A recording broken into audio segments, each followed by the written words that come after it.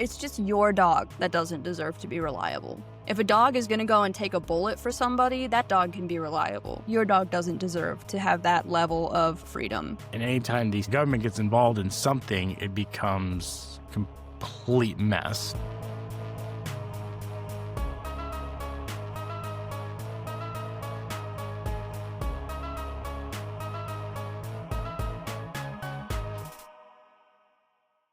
Good morning, good afternoon, good evening, wherever you may be in this beautiful world we call Earth. Welcome back to another spectacular podcast with Species Canine and this young lady. How are you today, ma'am? Yeah, I'm a young lady. Nobody knows my name in the comments. They all just call me the young lady. Yes, you're the young lady. So for those who don't know, don't pay attention or skip the intro, this is Taylor. Also, some other big news, put an offer on a new space to lease to set up the official Species Canine podcast and training center. So that's going to be expanding and doing some good stuff there, and hopefully be doing some boarding and things as well for some of my clients here locally in the Central Texas market that can't board their dogs at the normal franchise locations because they're not neutered or they're too aggressive. So what is on the agenda today, young lady? We're going to talk about what makes dogs reliable in obedience. And our jumping off point here is going to be this bill that was introduced to the New York State Senate. It's Bill S7723. A lot of people have been talking about it. Basically, New York State has been proposed to have a standard for which dog trainers would have to license. And that standard is pretty dumb. So it's this Senate Bill S7723. So it's sponsored by this dickhead right here. Okay, so if you're in this guy's district, I want everyone to send him an email and let him know he's a moron. So essentially, it says that the purpose is for licensing and educational standards for individuals providing canine training for non-service and non-police dogs. We're going to get into that in a second, but that's important. Remember it for later. Their justification is that there's no uniform standard, and specifically New York, there's no uniform standard in the United States at all. So this was a state-specific bill, and they are requiring that the standards that are set in place are humane and non-aversive techniques. And if you open the actual version that was sent to the Senate, the specific wording that they use is the commissioner shall by rule or regulation establish licensing and educational standards for individuals providing basic obedience courses to non-service, non-police dogs, consisting of standards that utilize non-aversive, evidence-based, and positive reinforcement techniques. So this is clearly a money grab. Somebody's always, using some palms here wanting to do this. More than likely, one of the alphabet soup regulatory places that are purely positive trainers. But this is also this state's way of like, oh, we can charge a licensing fee now and get money from this. So then that's a slippery slope, right? So what's next? Oh, dog walkers going to have to be licensed, and daycares or whatever, doggy daycares going to have to be licensed, or pet sitters are going to be licensed, all those things. So you go down the slope, but it's interesting how they leave out service dogs and police dogs. Yes. So those dogs under no circumstance cannot obey. They have to be reliable every single time. And the only way to get true obedience, especially for high drive dogs and things, is to have the full circle of operant conditioning, not just classical conditioning. So like the CNI for the blind, they train their dogs with choke chains, and they pretty much wear them for life. Even after training, it's always there as a reminder a correction can happen. You're going to need things other than just purely positive, just treats. A dog gets full, it doesn't care anymore. Dog's not hungry, it's not going to care anymore about your treats. Even non-aggressive dogs, that want to chase something like a rabbit, duck, whatever, that's more motivational than a treat. Yeah. And that's where, through proper training education, you can use things like e-collars and train different training collars to be able to get the dog to be obedient when you do it properly and when you train them properly. The other thing with this is the education. Okay, so who's going to set the standard for education? Who's going to set the standard for the licensing? Is there going to be a state test now I got to take? And anytime the state gets involved or the government gets involved in something, it becomes a complete mess. Essentially, if this passes, foundation style dog training would then be illegal in New York State. And that's where it was founded. Yeah. Pretty sad. For the people that are proponents of this because they believe it's somehow eliminating animal abuse is already illegal. If you were to argue that you would like to see efforts made towards enforcing the law when it comes to animal abuse, I would agree with you. But this is not going to do anything to curb animal abuse. And in fact, it's probably going to make it worse. Because now ethical people that want to follow the law are not going to be able to in New York under this, so they're not going to be able to train dogs. So who are people going to go to train their dogs? The unethical people. Yeah, well, there's definitions in words, right? So they have to define what an aversive is. And if you look at like purely like the psychology side of it, it's anything that's a dislike to the dog. So how extreme can we go with this, right? So let's think, I'm withholding cookies, right, from the dog, withholding some type of treat. That's an aversive technically. It's not a positive punishment. You could theoretically say that's an aversive. And there's places out there that are purely positive dog trainers that will starve your dog for 2 or 3 days to make them really, really hungry so they perform. Because all they care about is eating at that point. And so then, yes, absolutely, they're going to do a sit, they're going to do downs, but they're starving. That to me is far worse than a light little pump on a Star Mark collar. Mm-hmm. So you have that terminology too, that we got to determine what that is as far as, aversive, how they're going to define that. But this is definitely a slippery slope that other states are going to follow. And now you're going to have dog owners that could get help from what we do in using positive punishment and training collars and training tools, that they're going to be advised, just put your dog to sleep, euthanize it. Yep. How's that more humane than an e-collar or a training collar or things like that? Or not to mention the people that are going to say, well, there's no trainers that are allowed to use these methods. I'm going to go on YouTube and try and figure it out. And they're going to see some jackass that's just hammering their dog on an e-collar. And, oh, yeah, I push the button and he stops doing.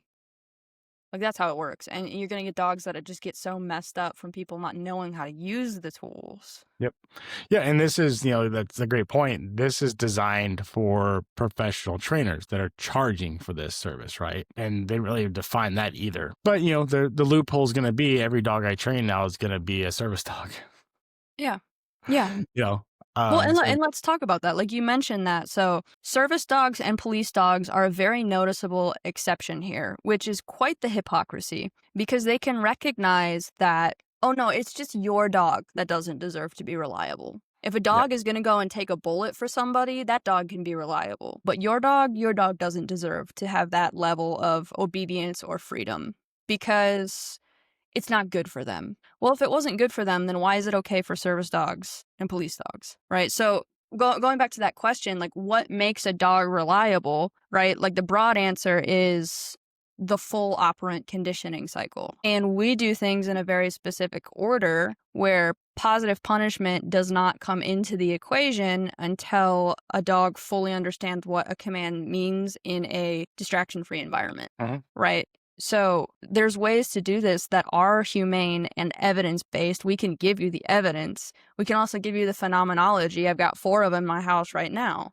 And we even talked about this when we first started the podcast of like, you have, purely positive dog trainers on one side, and you have, other trainers that the first day of training, they throw an e-collar on a dog and they're popping the dog, right? But you have those 2 spectrums. And we said like, there's a better way and it's in the middle and it's science-based. It's written in studies and labs and been proven thousands of times with numerous dogs and trainers and all these things. So you can have a true balanced approach if you understand the science. Yep. And somebody who is of a force-free mindset, there's a good chance you actually already agree with us. Have you ever known somebody and you could just tell that they were never ever told no as a kid? There was never any consequences. So if you have a child and you don't give any boundaries, no consequences, no nothing for bad behavior to stop the bad behavior, that child has a very good likelihood of ending up in jail, right? You failed as a parent. Most people can recognize that with kids. They recognize that there's a spectrum, right? You know, a punishment is not beating your child. A punishment is you have to do extra chores because you missed curfew, right? Positive punishment. This actually reminds me a lot of the like food-based agricultural stuff. It's only illegal if I'm charging for it. You know, the same concept goes with meat. So I can raise a cow and slaughter it, butcher it up, and give it away. No problem. Completely legal. Do it all day long. No problem. The moment I charge anything for that meat, it's now illegal. The government has deemed that meat unedible because I charged for it. But I can give it away. Because you didn't do the testing. Yeah, I can cook food in my house. I can go to a church potluck, give everybody their food poisoning. Completely legal. But if all of a sudden I want to start selling $2 bowls of soup out of my kitchen, it's illegal. Yeah. So as soon as we monetize something, the government says it's illegal unless you meet these criteria and these standards and have these licensing and things like that. So for me, it's a massive overreach from the government trying to do something like this. I get their hearts in the right place, but they don't have the education and the knowledge to do it right. You know, the segue there to police dogs. Yeah. You Yeah. know, The we exception don't need to was be police. regulated to train our police dogs because we need them, right? You know, like, so we don't want to have to, because a lot of police agencies, especially larger ones, have their own training facilities. And I'm not sure how it is in New York. I'm sure like the NYPD, they're a big enough facility and big enough police force that they probably have their own canine breeding program and training program internally. So, you know, instead of writing an exemption, they'll just like blanket it all police agencies, you know, and so they don't want to inhibit that process, right? And they know damn well those dogs need to have, you know, some type of motivation outside of a ball or treat to let go of somebody or a recall or something like that. For those, you know, incidents that could happen, you have to have that control. So a scenario like that, again, if you're in New York, you won't be able to use any type of aversives to train your dog. And now, you know, even an aversive is as simple as a no-pull harness. So Miss Victoria Stillwell, who rages on about how bad prong collars are, e-collars are, she sells a harness. No-pull harness. That is an aversive. Yeah, it sells on our website. And it's actually, if you read the descriptions, it's specifically designed so whatever side your dog is walking on, you clip the leash to the opposite side.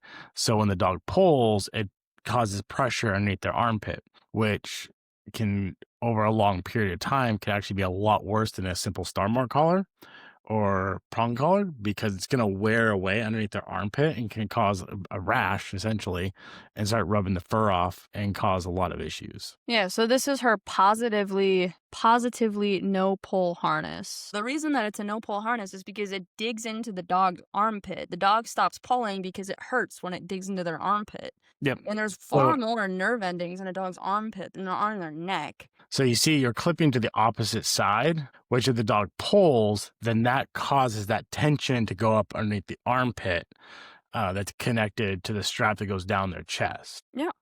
And this is something that is marketed by and for positive only trainers. And this is an aversive. Under the scientific definition, you want to talk about evidence-based. Under the scientific definition, this is an aversive tool. Yep. And it's anything causes discomfort. Anything. And that's the problem with this. Positive punishment is a spectrum, and that's a problem. If you don't even want to get into the science and the linguistics behind it, show me a positive only trainer that has taken a dog as severe as Bowie, right? That level. And they can get her to be able to go to Home Depot or anywhere and not be trying to kill people. Yeah. Well, those are the same people, though, that advocate for behavioral euthanasia. You know, those are the same ones. And that's sad and scary because they're recommending a death sentence to a dog that doesn't need it. And I even asked, I have a client that's a veterinarian, and she even on the console talking about just nonchalantly like, oh yeah, we do behavioral euthanasias every day. And it actually got so bad that their clinic changed their policy on it. But with her dog, that's like was an option for her. She needed to get help, and we're definitely helping with her and changing some things. But I asked her in the middle of the training, I said, hey, Sarah, can I get your professional opinion on something? She's like, yeah, sure. I said, everything we've been doing, what's your thoughts as far as the humane aspect of all this? And she's like, it's beautiful. She's like, it's perfect. Like, I wouldn't change anything because we're getting results. And even though we're using positive punishment things, and she even said, if I thought this was inhumane or my dog was stressed in any way or having issues, we wouldn't be training. And rightfully so. And I think the true evidence on any of these things is simply looking at the dog. Is the dog enjoying the training? Yeah. Are they happy? Are they relaxed? Their jaws open? Got that happy dog look, right? Are they enjoying it? Are they having fun? Are they tense and scared and shut down? I think that's the true evidence base in all of it.